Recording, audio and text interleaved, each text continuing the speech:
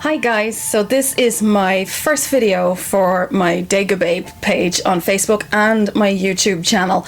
I just wanted to come on and say Happy New Year to all of you out there, especially you big Star Wars fans, and may the Force be with you all.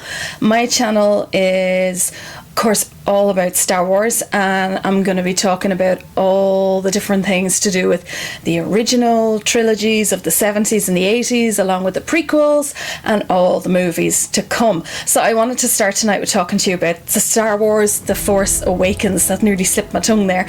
And so if you haven't seen the movie yet, then turn this video off now because there are spoilers. So, have you all seen it yet? Are some of you still waiting to see it? If you're hardcore fans, I'm thinking you've probably already seen it and you know what's happened. So, did it live up to your expectations? Did it have everything about it that you were expecting? Well, I think people who were fans of the original trilogies in the 70s of A New Hope and The Empire Strikes Back and Return of the Jedi were pretty impressed because J.J. Abrams stayed very true to those three films, and he didn't make it far too complicated, whereas the prequels tended to be quite political and quite complicated. But they, you know what, they were enjoyable movies as well. I really liked them as well. But I'm absolutely devoted to the original three. So, the things that happened that we didn't see coming. Well, number one for me had to be that I did not know that Kylo Ren was going to be the son of Han and General Leia, no longer Princess, but General Leia. I did not see that coming, and I think the speculation before the movie was that a lot of people thought that Kylo Ren was in fact Luke Skywalker. Did anybody else share my opinion and not agree with that? Because I never thought for one moment that Luke could ever be turned to the dark side. I never thought that. Why would he have fought so hard against his father and the Emperor, only to become just like them? I couldn't imagine that that would ever have happened, and I was really glad that that didn't.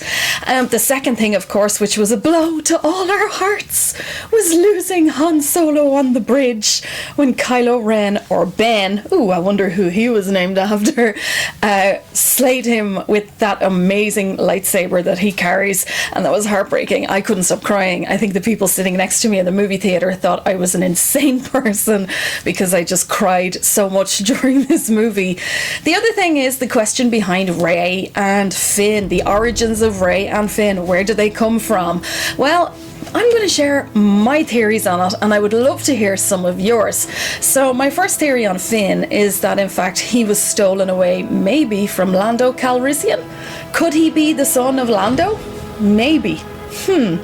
I wonder if that's where they're going to go with that. I don't know. It'll be interesting to see.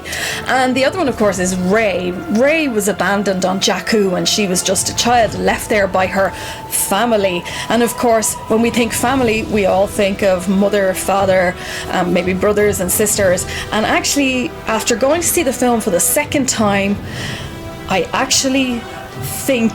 Oh, would I be so arrogant as to say I figured it out? No, but it's what I think could be the possibility. At the end of the movie, as you know, she goes with Chewbacca and goes and finds Luke Skywalker, who, by the way, is standing on a very famous jagged rock called Skellig Michael, which is right here in my beautiful Ireland. It was filmed right here in Ireland, and I can't believe that Mark Hamill, my favourite character, Luke Skywalker from Star Wars, was here, and I missed it. We knew he was here, it was in the papers, but we missed it. I didn't get to see him. Oh, I'd love to meet Mark. I'd love to meet Mark. Have any of you met Mark? Tell me about it, please.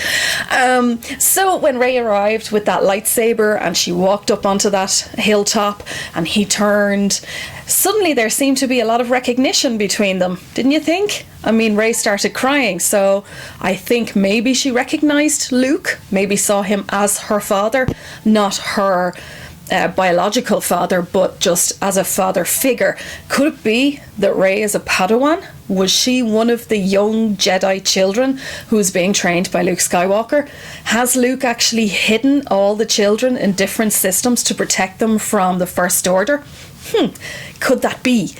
Maybe. I'd like to think so, because I think that's kind of exciting. It means there's lots of little Padawans who've grown, and possibly the Force has grown strong in all of them, and we're going to have a whole new army of Jedis, which would be so cool. So I think maybe that's what's happened with Rey. Why do I think that? She, strangely enough, had a lot of knowledge about how to use a lightsaber. Now, how did she know that? And secondly, she was an amazing pilot, so obviously she had been trained somewhere as a young child. She knew a lot for someone who was supposed to have never been in contact with the Resistance, only heard stories and thought it was all a myth. So where did she learn those things? She shouldn't have been able to slay Kylo Ren quite so easily, but she could, and the Force was very strong in her, as if she'd already been trained. So is she one of Luke Skywalker's Padawans? Maybe she is. I think they're the things I covered the most when I was watching it. They were the things that kind of stayed with me the most. I loved Poe Dameron, Oscar Isaac. He was a fantastic character, kind of like a new generation, kind of Han Solo. So, you know, I feel he's going to be progressively, you know, more involved in the next movie. We might see more of him. Who else was in it? Oh, Finn. Of course, John Boyega. I mean, he was absolutely fantastic. Very funny guy, and I've seen a lot of interviews with him, and he's actually a really funny guy in real life as well. Daisy Ridley, who reminds me a little bit of Keira Knightley. Strangely enough, Keira Knightley was in The Phantom Menace, just playing a small role. She was Queen Amidala.